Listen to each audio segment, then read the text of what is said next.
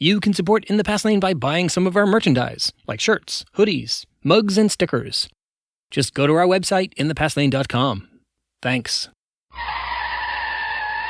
Whoa, hit the brakes. You've arrived at the #1 drive-by for American history. Welcome to The Pit Stop.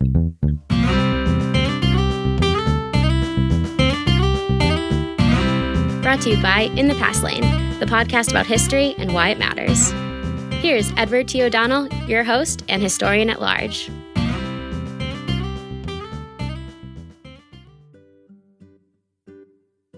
Hi everyone, welcome to The Pit Stop, your Monday source for history on the go in just about 5 minutes. If you're new to the podcast, we offer this mini feature every Monday morning, in addition to our full feature episodes, where I talk to historians about their latest work. Like this week's upcoming episode where I talk to historian Saul Cornell about the history of the Second Amendment and gun control. Here's what happened in American history the week of August 12th, 2019. Let's start with birthdays. August 13th, 1818, that's the birthday of abolitionist and women's rights activist Lucy Stone, who was born in West Brookfield, Massachusetts. Lucy Stone was a major force in the women's rights movement in the 19th century, ranking right up there with Elizabeth Cady Stanton and Susan B. Anthony. When asked why she refused to take her husband's last name when they were wed, Stone said, "A wife should no more take her husband's name than he take hers. My name is my identity and must not be lost." August 13th, 1816, famed sharpshooter Annie Oakley was born in Darke County, Ohio. Annie Oakley was an incredible marksman with a rifle, and in the mid-1880s, she joined Buffalo Bill's Wild West, a kind of traveling circus with a focus on the history and, in truth, mostly mythology of the American West. Oakley's ability to perform all manner of tricks with a rifle made her an international star and a wealthy woman.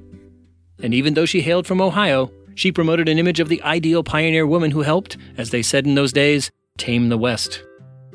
August 16th, 1894 was the birthday of labor union leader George Meany, who was born in New York City.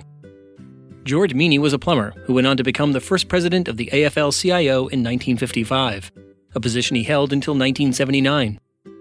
George Meany once said, "Every piece of progressive social legislation passed in the 20th century bears a union label." August 17th, 1887 is the birthday of Marcus Garvey, who emerged in the early 20th century as a popular leader of a black nationalist movement that called upon African Americans to return to Africa. His radicalism eventually caused him to be unjustly targeted by the U.S. Department of Justice and deported back to his home country of Jamaica. Marcus Garvey once said, "A people without a knowledge of their past history, origin, and culture is like a tree without roots."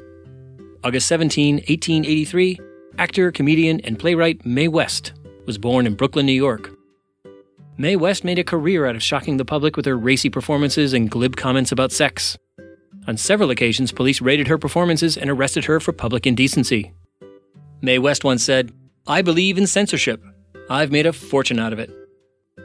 Okay, what about events? August 12th, 1939, 80 years ago this week, the film Wizard of Oz premiered. Featuring the struggles of Dorothy, played by a 16-year-old Judy Garland, to escape the clutches of the Wicked Witch and to return to her family farm in Kansas, the musical was a tremendous critical and popular success. It's considered by many one of the greatest films of all time. August 14th, 1935, President Franklin Delano Roosevelt signed into law one of the most important pieces of social legislation in American history, the Social Security Act. The law guaranteed an income to the elderly, unemployed, and disabled. August 15th, 1969, 50 years ago this week, one of the legendary events in rock and roll history began, the music festival in upstate New York at a place called Woodstock. Some 400,000 people showed up to see 32 different bands and performers, including Janis Joplin, Jimi Hendrix, and the Grateful Dead. Even with severe overcrowding, inadequate food and water, and torrential downpours, the bands played on and the crowds loved it. And Woodstock became an iconic moment of the 1960s. August 18th, 1920, Tennessee became the 36th state to approve the 19th Amendment to the Constitution that granted women the right to vote.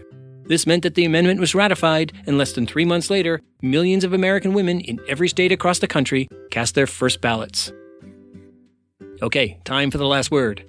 Let's give it to President Franklin Delano Roosevelt, who signed the Social Security Act 84 years ago this week. Here's what he said at the ceremony. "Today, a hope of many years' standing is in large part fulfilled.